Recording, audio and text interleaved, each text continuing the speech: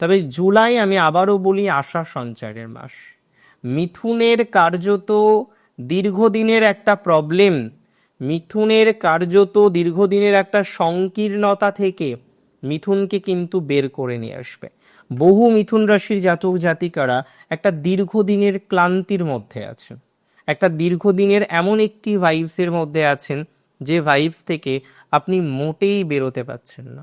যে সমস্ত মিথুন রাশির জাতক জাতিকাদের ক্লান্তি চলছে, নেগেটিভ একটা ভাইবসের মধ্যে দিয়েই কন্টিনিউ করতে হচ্ছে, একটা এমন একটি ব্যাপার, এমন একটি জায়গা, কার্যত আপনার সহজ বিষয়গুলো যেন আরো বেশি কমপ্লেক্স হয়ে উঠছে।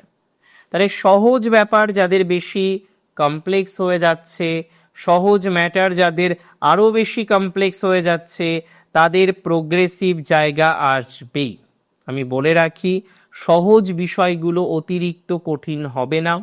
কমপ্লেক্সিটির মাত্রাটা ধীরে ধীরে ক্রমশ ঈশ্বরের অসীম আশীর্বাদে আপনাদের মিনিমাইজ হয়ে যাবে, এবং একটা সার্টেন টাইমের পর আপনি নিজের প্রতি স্যাটিসফ্যাকশনটা পুনরায় কিন্তু নিয়ে আসতে পারবেন, পুনরায় কিন্তু নিজের প্রতি স্যাটিসফ্যাকশনটা তৈরি করতে পারবেন।